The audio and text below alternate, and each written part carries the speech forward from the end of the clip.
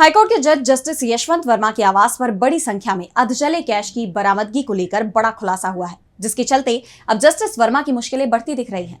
वैसे जस्टिस वर्मा को supreme court के सीजेआई की तरफ से इस्तीफा देने की राय दी गई थी, लेकिन उन्होंने इस राय को नहीं माना। तो अब क्यों कहा जा रहा है कि जस्टिस वर्मा के सामने बढ़ने वाली है मुश्किलें? देखिए इस रिपोर्ट में। बीते मार्च में अपने आवास के स्टोर रूम में बड़ी मात्रा में अधजले कैश मिलने के बाद विवादों में घिरे जस्टिस यशवंत वर्मा की मुश्किलें कम होती नजर नहीं आ रही हैं। इस मामले में 22 मार्च को सुप्रीम कोर्ट की तरफ से 3 दिवसीय जांच समिति का गठन किया गया था, जिसने अपनी रिपोर्ट सौंप दी है।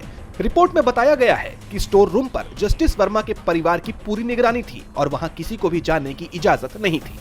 इन तथ्यों को देखते हुए समिति ने दिल्ली हाई कोर्ट के पूर्व न्यायाधीश जस्टिस यशवंत वर्मा के खिलाफ महाभियोग प्रस्ताव लाने की मांग की है। बता दें कि तत्कालीन सीजेआई संजीव खन्ना की तरफ से इस मामले में जस्टिस वर्मा को इस्तीफा देने के लिए कहा गया था, लेकिन जस्टिस वर्मा ने साफ कह दिया था कि उनके खिलाफ बड़ी साजिश की गई है और वो झूठे आरोपों के चलते इस्तीफा नहीं देंगे। लेकिन अब जांच रिपोर्ट ने उनकी चिंता बढ़ा दी है। सुप्रीम कोर्ट द्वारा नियुक्त पैनल ने 55 गवाहों से पूछताछ की है। वहीं जांच के बाद जस्टिस वर्मा का बयान भी दर्ज किया गया है, जिसके बाद समिति ने 64 पन्नों की रिपोर्ट पेश की। समिति की रिपोर्ट में 2 प्रमुख खुलासे किए गए हैं, जो जस्टिस यशवंत वर्मा के खिलाफ महाभियोग प्रस्ताव लाने की इसकी सिफारिश का आधार बनती है। रिपोर्ट के मुताबिक समिति ने बताया, हमने पाया कि 30 तुगलक क्रिसेंट के परिसर में स्थित जिस स्टोर रूम में नगद राशि मिली थी, वो आधिकारिक तौर पर जस्टिस वर्मा के कब्जे में थी।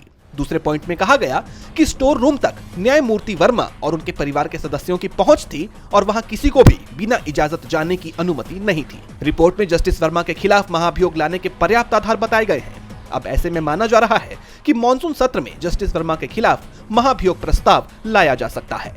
डीबी लाइव की रिपोर्ट।